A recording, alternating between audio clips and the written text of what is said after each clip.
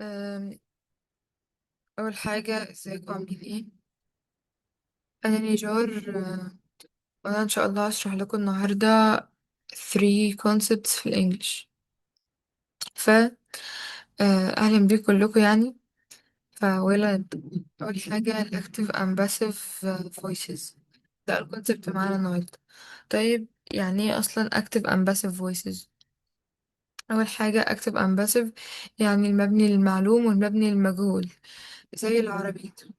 طيب عندنا الأكتف ده المبني للمعلوم، والباسيف هو المبني للمجهول. في الأكتف ده ملخص بسيط عن الأكتف قبل ما نبدأ شرح. إن الفاعل بيكون موجود، يعني الفاعل بيكون هو اللي عمل الحاجة دي. بنقول إن الفاعل عمل كذا. يعني ما نقول the boy hit the ball، يعني الولد شاط الكورة. فكده الولد موجود اللي هو الفاعل، والبول موجودة اللي هي المفعول، والفعل اللي هو هيت موجود في النص. طيب لو عايزة اخليها باسف بقى، اقول ان الكرة اتشاطت. ده بقى اللي هنعرفه النهاردة ان شاء الله. فيلا نبدأ. بصوا انا هبدأ اقرأ بعد كده اشرح لكم الكلام، يعني عشان ان شاء الله تاخدوا اقصى استفادة.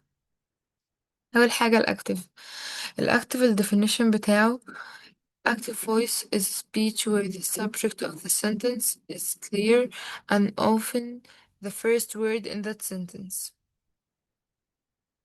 Usual sentence structure: subject, verb, object. Examples: he goes to school every day. She ate burgers for dinner. طيب أنا كده قرأت. انت طبعا يعني أنا قرأت القراءة دي مش هتفيدكوا يعني. مش ما أقصد يعني القراءة دي ما وضحتلكوش اللي أنا عايزة أقوله. طيب يلا نبدأ شرح بقى الجزء ده.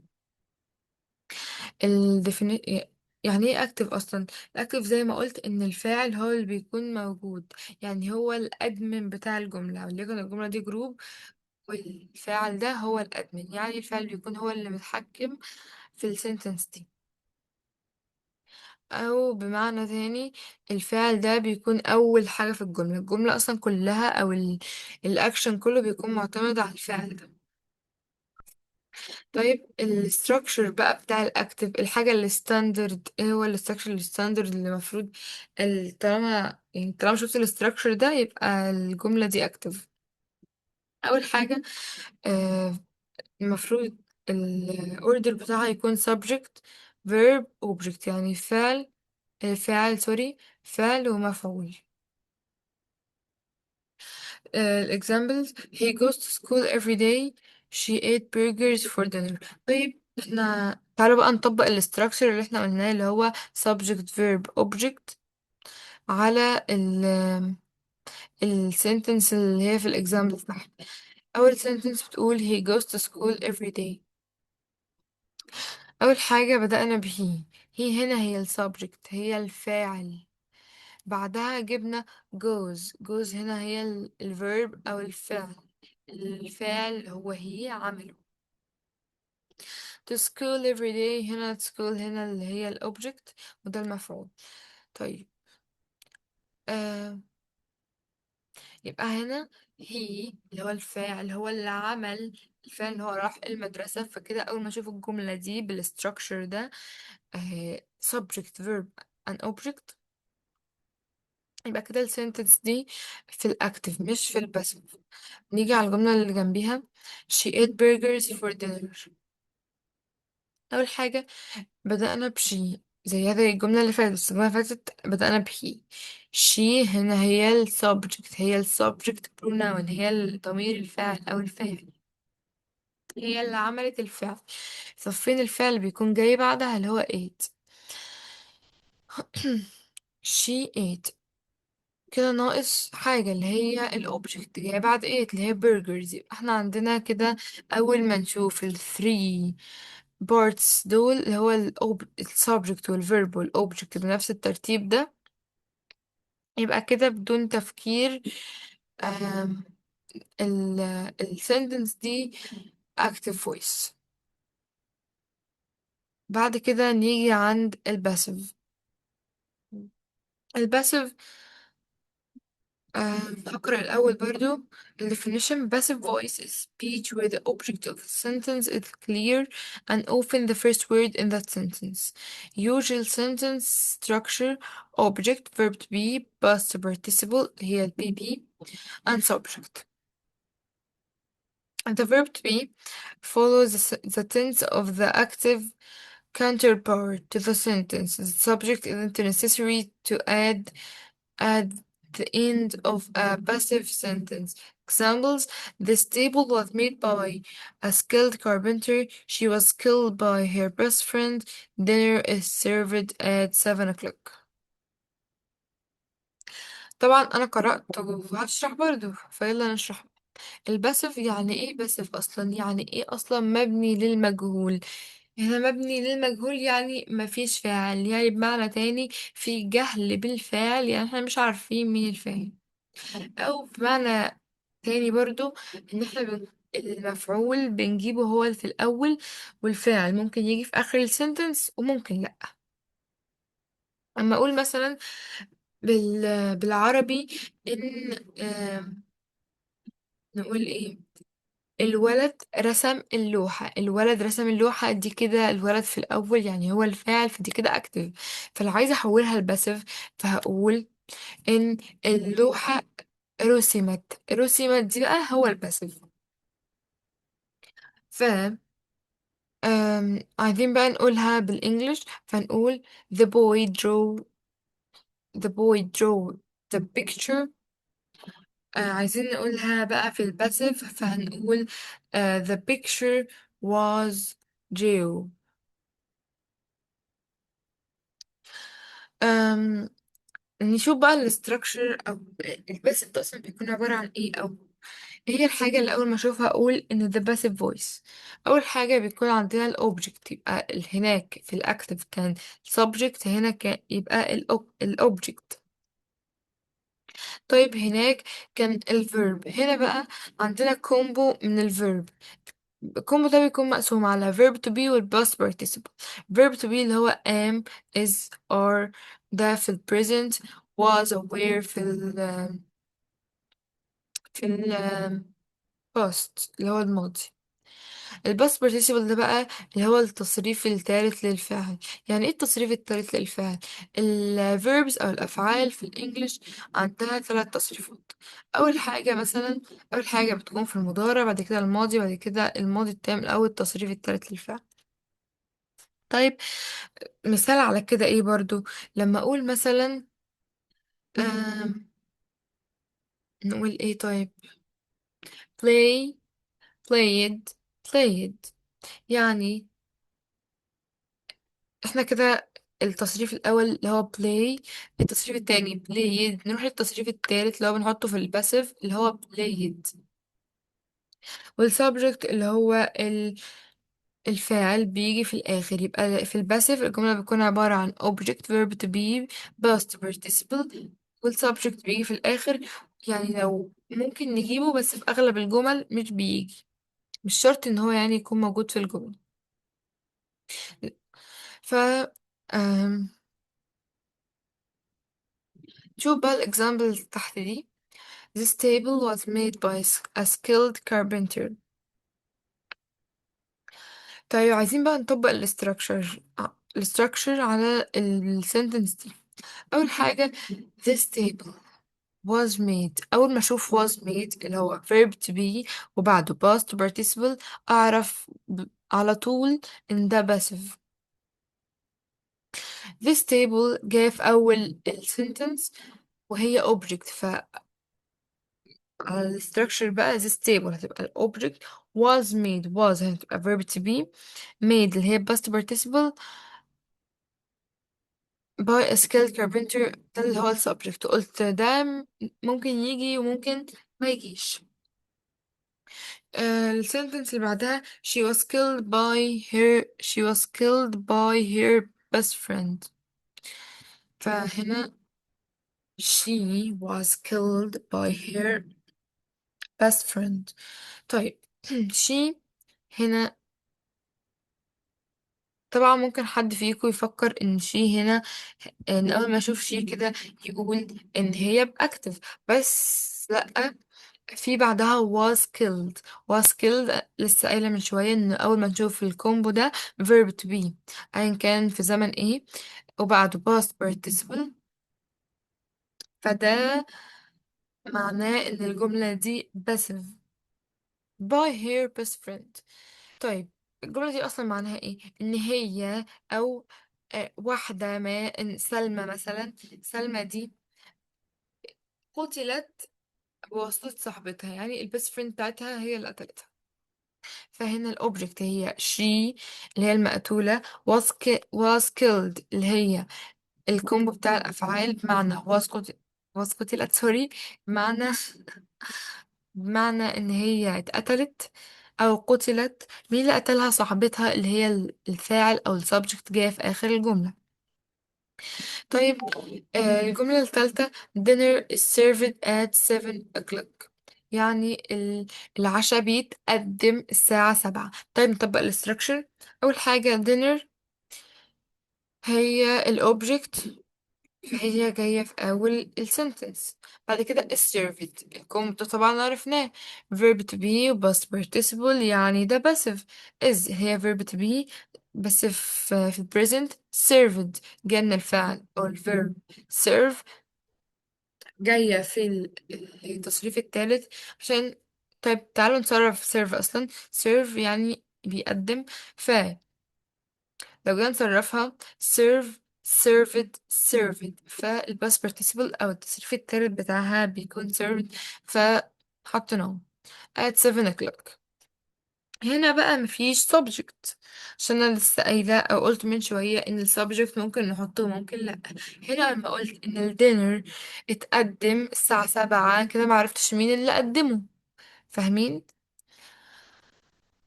تعالوا بقى نحل شويه questions على السكشن ده او على الاكتف and passive voices. اول حاجه hundreds of people spaced in this factory already، يعني نترجمها يعني مئات من الناس في المصنع ده. طيب أنا لما اجي احل على اساس ايه؟ طيب اول حاجه مئات من الناس، عايزين نقول ان هم اتوظفوا. اول حاجه نشوف الفيرب اللي هو employee. employee ده يعني يوظف. employee يعني يوظف مش يتوظف، او يشغل مش يعني حد بيشغل حد بيوظفه، يعني بيديله شغلانه يشتغلها. المهم employee يعني يوظف، فعايزين نقول ان الناس دي اتوظفت. فهنا hundreds of people هي الأوبجكت جاي في الأول، يبقى دي passive. الباسيف قلت بيكون فيه كومبو من الverbs verb to be وبعد كده آه الباست participle. طيب answer ايه اللي هي employee، او الانسر دي اللي هي employee يعني يوظف. فهل الناس هتوظف ولا هتتوظف؟ لا، الناس هتتوظف، فانسر ايه كده غلط. نشوف الانسر اللي بعديها. answer B are employed ممكن. answer C were employed ممكن برضو، نفس الكومبو. will be employed نفس الكومبو. فكده معانا B و C و D، محتارة اختار مين فيهم. فهنا بقى بنبدأ نبص ان السنتنس هنا في تابعة لتنس ايه او تابعة لزمن ايه. ففي اخر الجملة في already اللي هي حاجة لسه معمولة حالا. اول ما تشوف already يعني لسه معمولة حالا، يعني هي في ال present او في المضارع. ففي المضارع هنا انا كنت قلت في الاول ان verb to be بيكون be او am و is و are في المضارع اللي هو ال present، أو was aware في الماضي اللي هو ال past. فهنا طالما معنا already يبقى هنختار are employed في ال present. ال question اللي بعديه the passive form of the man dropped his axe into the river. يعني احنا عايزين نجيب هنا الباسيف من السنتنس دي. اول حاجه معانا الاوبجكت. اول حاجه نبص على الاوبجكت، عايزين نحطه في الاول عشان نتبع الاستراكشر بتاع الباسيف. فهز اكس دي هنحطها في الاول، او ذا اكس هنحطها في الاول. فكده الفور سنتنس معانا صح. طيب بعد الاوبجكت كنا بنجيب ايه؟ كنا بنجيب كومبو عباره عن verb to be والpast participle. فاحنا هندور نشوف فين verb to be وpast participle. لقينا أول two sentence هما اللي فيهم verb to be والpast participle، فهنبتدي نركز عليهم. طيب هنا بقى الفرق بين sentence A وال sentence B. لا سوري. أيوة. هنا الفرق بين sentence A وال sentence B إن التنس أو الزمن. sentence A في ال past، sentence B في ال present. يعني sentence A في الماضي، sentence B في المضارع. اعذروني على صوتي يا جماعة، انا اصلا ايه تعبانة، فاعذروني يعني لو الصوت واطي شوية. أه فهنا هنرجع للسنتنس اللي احنا اصلا بنحولها فيها dropped، جاية من الفيرب او الفعل drop. dropped في التصريف التالت او الماضي dropped. فالماضي هنا، dropped هنا هي في الماضي، فاحنا عايزين نخليها بس في الماضي، فاحنا هنختار على طول was dropped into the river by the man. يبقى the axe was dropped into the river by the man. يبقى answer A. Question 3. The active form of the work will be finished by the workers in a day is space. ده بقى عكس اللي احنا لسه عاملينه. هنا كنا بنخليها باسف، هنا نخليها active. هنا أول حاجة هنشوف فين ال subject. فالسبجكت هنا by the workers اللي هم العمال، فهنحط ال workers في الأول. فلقينا إن ال four sentence ال workers في الأول، فخلاص ال four sentence مفهومش حاجة غلط. نبص بقى ممكن نعرفها ازاي. نبص على ال object. فال object هنا the work، فلقيناها محطوطة برضو. طيب هنا بقى إيه اللي ممكن يفرق معايا؟ الكومبو بتاع الفيرب اللي هو will be finished. فاحنا عايزين نرجعها لل الاكتف. هنعمل ايه؟ بكل بساطة لما بنيجي نرجعها للاكتف هنشيل be او هنشيل verb to be، وهنشيل ال الباست participle وهنخليه present. فنيجي نطبق ده دلوقتي، فنشيل be فهيبقى لنا will واللي هتنزل. هنشيل ال ed اللي هي بتخلي finish في ال past أو في ال past participle. لما نشيلها هيبقى لنا finish، فهيبقى الجملة هتبقى the workers will finish the work in a day. اللي هي answer C. كده خلصنا السكشن ده.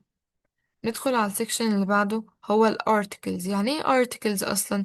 articles هي الأدوات. طيب برضو يعني ايه الأدوات؟ عندنا أو زي أسماء الإشارة كده.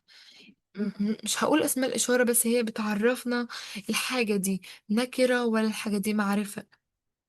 يعني هي بتعرفنا الحاجة دي حاجة محددة ولا بتكلم على أي حاجة في العموم.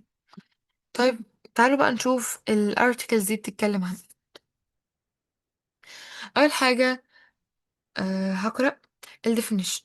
Articles are small words before noun that specify whether the noun is general or specific, and are split into two types, definite and indefinite.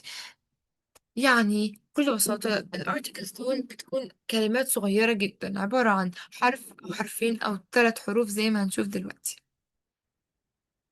بنستخدمها عشان نخلي زي ما قلت الاسم ده حاجة في العموم ولا حاجة محددة أنا بتكلم عليها. في منها نوعين أو two types. أول type عندنا اللي هو ال definite article. تاني نوع عندنا اللي هو ال indefinite articles. فال definite articles ده الحاجة اللي المعرفة، ده الحاجة اللي بتحدد الحاجة اللي بتكلم عليها. يعني ده اللي بتخليها specific. الارتكل اللي عندنا هنا اللي هي ذا، يبقى ذا هي اللي بتخلي حاجة specific. طيب ال indefinite articles عبارة عن أو أن، ودي اللي بتخلينا نتكلم عن حاجة general أو حاجة زي ما قلت في العموم، يعني لما بتكلم عليها بتبقى حاجة عامة، مش حاجة محددة، مش بحدد حاجة. ودي الارticles اللي هنا or an. لو ال word أو الكلمة اللي أنا هخليها non specific أو هخليها general، خليها عامة يعني، أول حرف فيها مش vowel، مش حرف متحرك. طب ايه هي الحروف المتحركة أصلا؟ A، ال A وال E وال I وال O وال O وال U. طيب الآن بقى عكسها، هي اللي بنحطها قبل الwords أو الكلمات اللي بتستارت أو اللي هي بتبدأ بفاول. يعني ايه الفاول التاني؟ اللي هي الحروف المتحركة: A، E، O، I، U.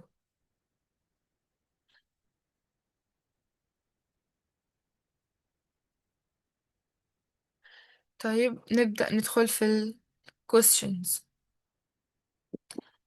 King Arthur was space just king.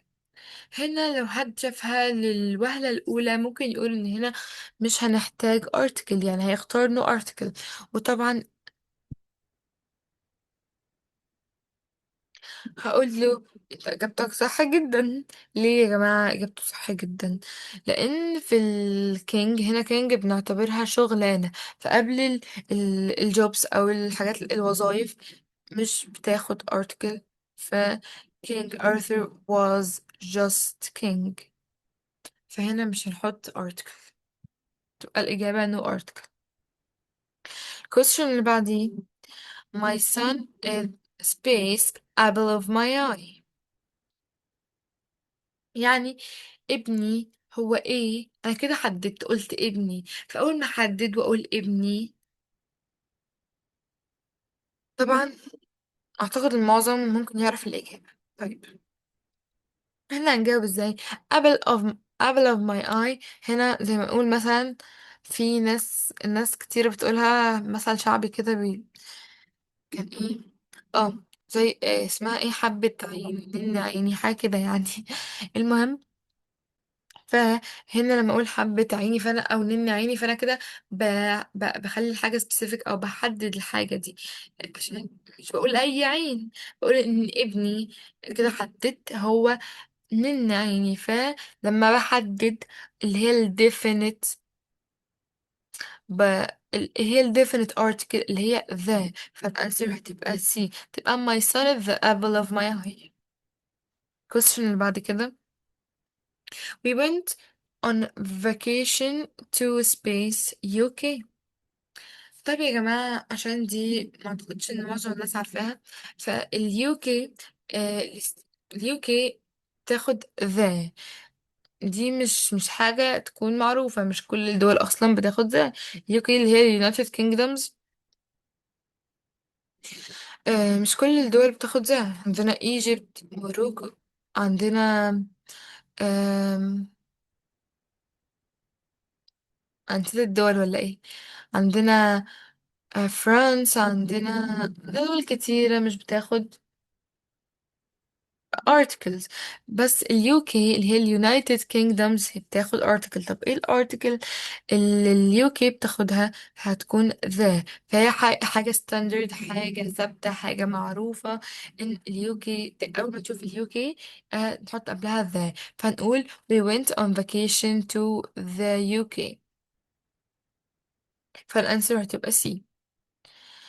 ال question بعد كده: they traveled across space Europe.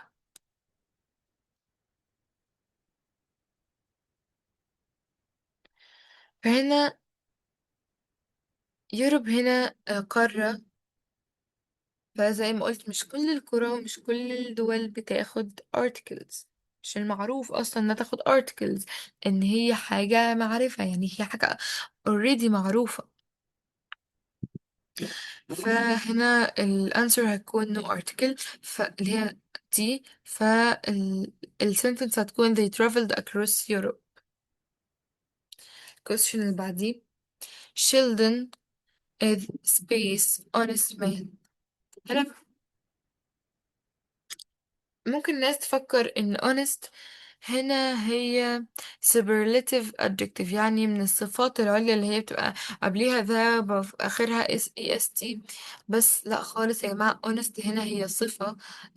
est أصلا ال est اللي في الآخر دول من الصفة، يعني الصفة على بعضها هي honest بال est. طيب أنا بس هوقف شرح على ما الأذان يخلص.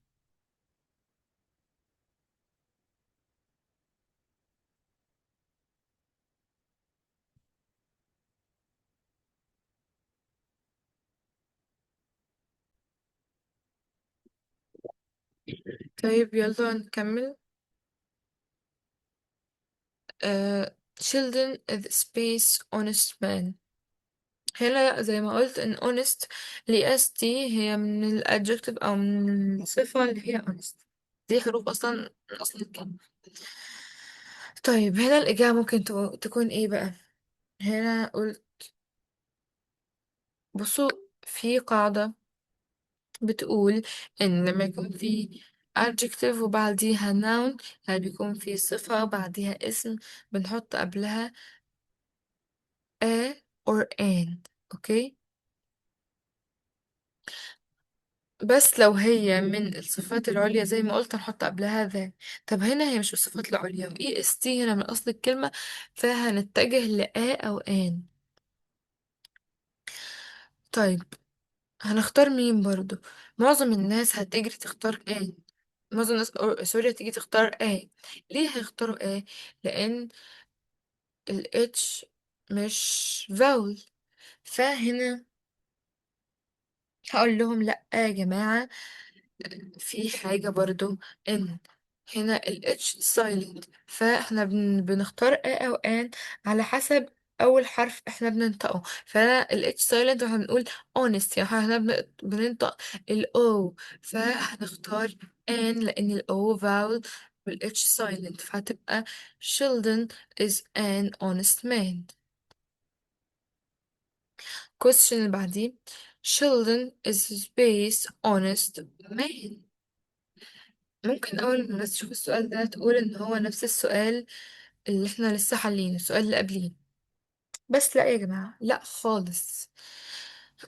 هنا بنقول children is honest، في كما تحت. أول ما تشوف الكما دي وبعديها اسم، اعرف ان هو بينادي على الاسم ده، بيقول له المعلومة اللي قبليها. يعني children ده هو honest يا مان أو يا رجل، بينادي عليه إن children ده بيقول له معلومة عن children يعني.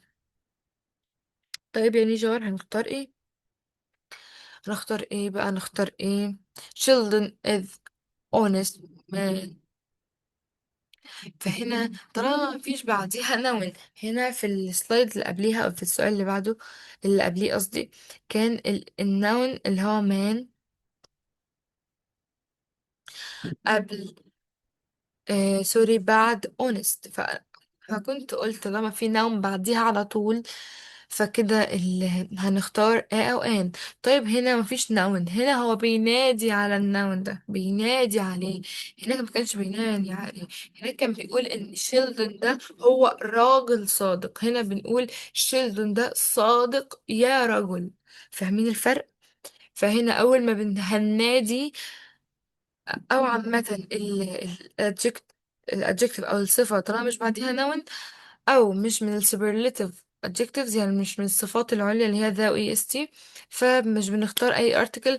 فهنا الانسر هتكون no article اللي هي number دي، فهتكون children is honest man. اخر concept معانا النهارده هو ال relative clauses. ايه هي اصلا relative clause دي؟ يعني ضمائر الوصل او اسماء وصل، يعني بنوصل بيها عشان نعرف يعني نشوف ان الحاجة دي related بالشخص ده او بالحاجة دي. فاهمين؟ طبعا انتوا مش فاهمين لان لسه اشرح. نشوف ال relative clause نقرا definition. A dependent clause that's used to give additional information about a noun. There are defining and non-defining relative clauses. يعني ايه بقى؟ هي بتكون معلومات زيادة أو بتكون حتى في السنتنس زيادة، بتعرفنا أكتر عن الحاجة أو عن الاسم اللي احنا بنتكلم عليه. في منها نوعين: defining و non defining. defining يعني معرفة دي، defining معرفة، non defining غير معرفة. يعني معنى تاني إن defining، ايه اصلا الفرق بين deafening و indeafening؟ اول حاجه في فرقين. اول فرق ان احنا ممكن نلاحظه اللي هو في ال deafening مش بيكون فيه كما، لكن في ال non deafening بيكون فيه كما. هنفهم يعني ايه دلوقتي. في ال deafening لو شلت ال relative clause اللي هي في ال deafening، فالجملة مش هتبقى معناها تام، يعني مش هيبقى في معنى اصلا للجمله. طيب في النون ديفينينج لو شلته زي ما شلتوش، زي ما يعني هو موجود مش بيعمل اي حاجه، لو شلته الجمله هتكمل عادي، حطيته الجمله هتكمل عادي برضه. طيب تعالوا نقرا كده. ال defining information necessary for knowing which person or things sentence is about. يعني ال defining ده بتعرفنا ان احنا بنتكلم عن ايه، بنتكلم عن مين، بنتكلم عن ايه هي الحاجة او مين هو الشخص اللي بنتكلم عنه. وزي ما قلت can be used with commas، يعني ما ينفعش تستخدم فيها comma.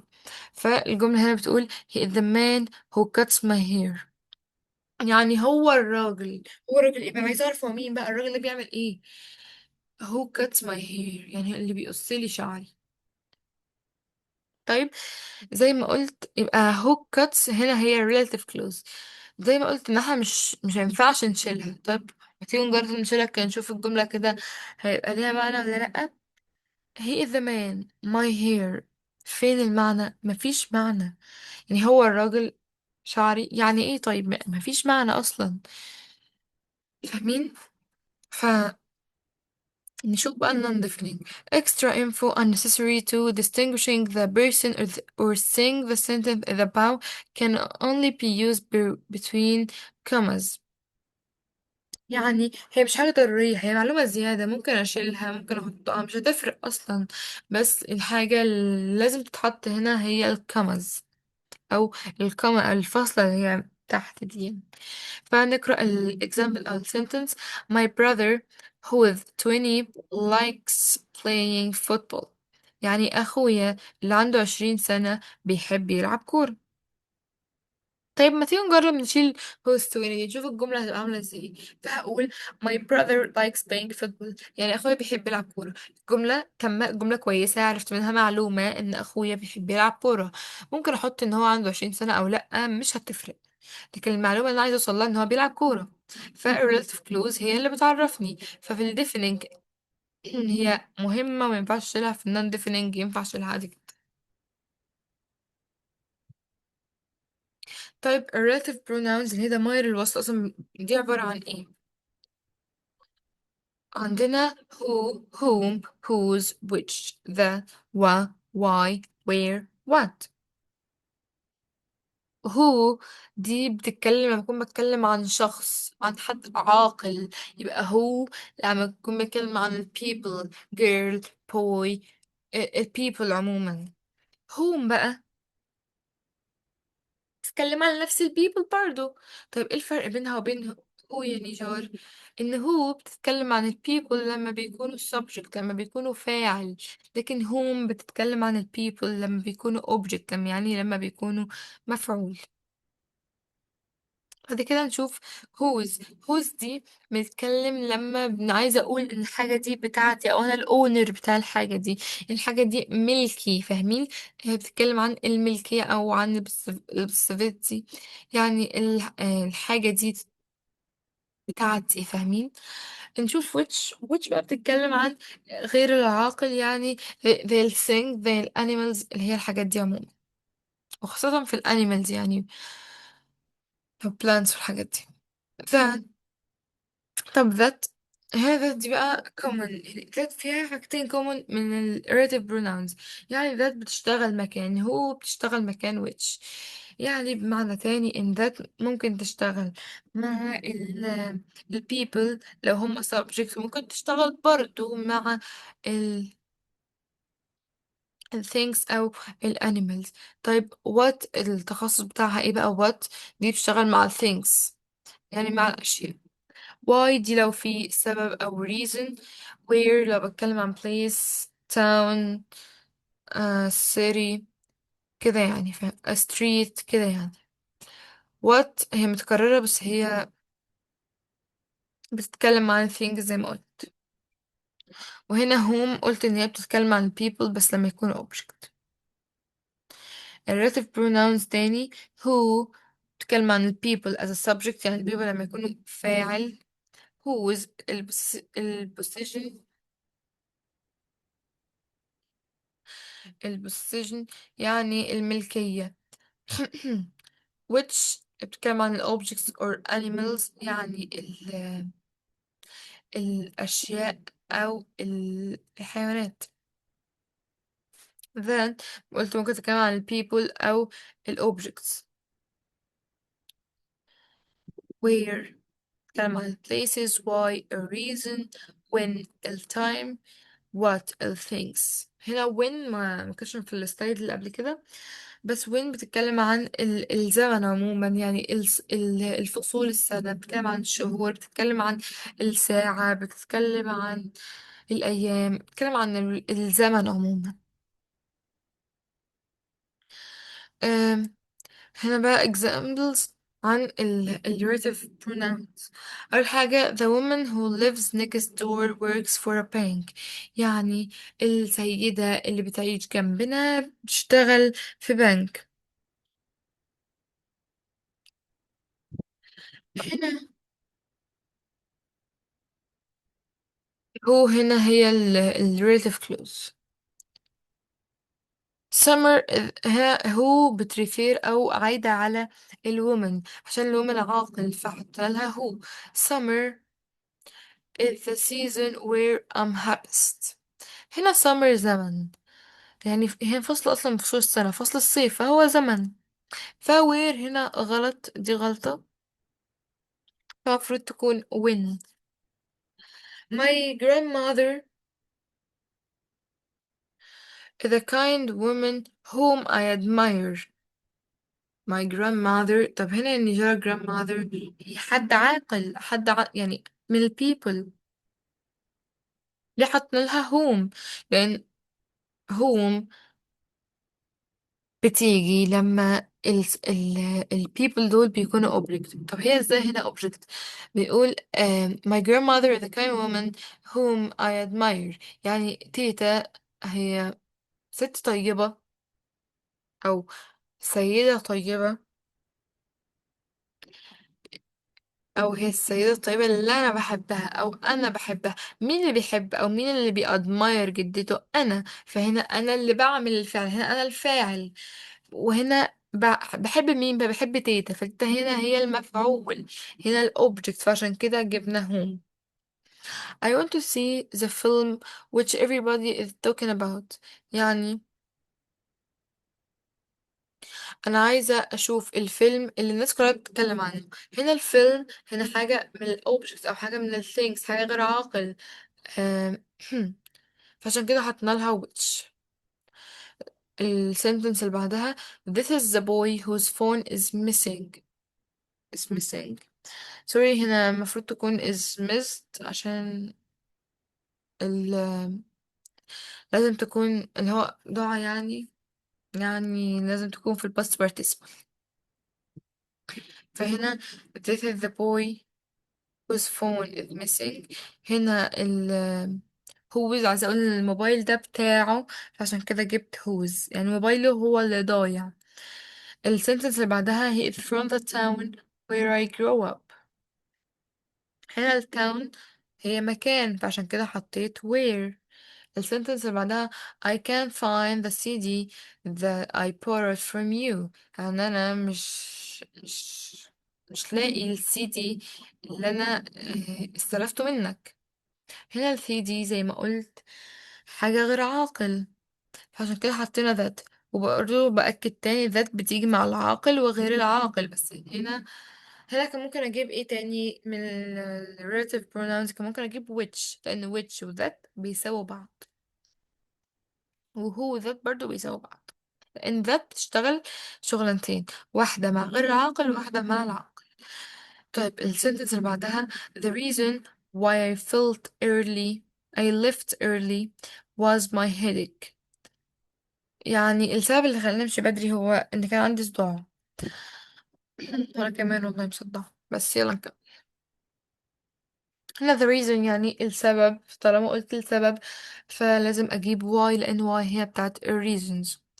اخر sentence هنا: I didn't understand why they what they said. يعني انا مش قادرة افهم اللي هم قالوه، فاللي هم قالوه ده كلام، فالكلام ده حاجة شيء، فعشان كده حطيت له what. that زي ما قلت is used casually to replace who and which، يعني ممكن تشتغل في الشغلانتين. بس that هي الوحيدة فيهم اللي ما ينفعش تبقى non-defining clause. يعني ايه non-defining تاني؟ يعني أقدر أشيلها من الجملة والجملة تفضل زي ما هي. طيب نحل ال questions. The woman Space spoke at the conference is a world-renowned scientist. هنا الwoman هنا هي اللي اتكلمت، يعني الwoman هنا هي العاقل وهي اللي اتكلمت، يعني هي السبجكت، هي الفاعل. فالفعل بنختار له ايه؟ صح، بنختار له هو، اللي هي number B. يعني هقول the woman who spoke at the conference is a world-renowned scientist. The vintage car space my grandfather bought in 1960 still works perfectly. العربية اللي جده اشتراها لسه شغالة. طب اختار ايه بقى؟ العربية اللي جده اشتراها، مين اللي اشتراها؟ جده، فجده هنا هو الفاعل، هو السبجكت. اشترى ايه بقى؟ اشترى العربية، فهي المفعول، هي الأوبجكت. فقلنا مع المفعول أو مع الحاجات غير العاقل بنختار which، فتبقى the vintage car which my grandfather bought in 1960 still works perfectly، يعني تبقى answer B. question اللي بعدي: the company is looking for a manager space leadership skills can turn the department around. هنا الإجابة هتكون ايه؟ هنا بنقول إن الشركة بتدور على يعني عايزة مدير ال leadership skills، يعني مهارات القيادة عنده can turn the department around، يعني تقدر تشيل الشركة، تقدر يعني الشركة ترجع تشتغل تاني أو كده. فهنا احنا عايزين نقول إن هو عنده leadership skills، leadership skills دي بتاعته، فعشان نقول بتاعته أو هي عنده فهنقول whose. يعني the company is looking for a manager whose leadership skills can turn the department around. يعني محتاجين مدير أو manager يكون ال leadership skills بتاعته عالية، يعني بتاعته. فاهمين؟ أتمنى تكونوا فاهمين. The candidate uh, to space I think the offer letter had officially accepted the position.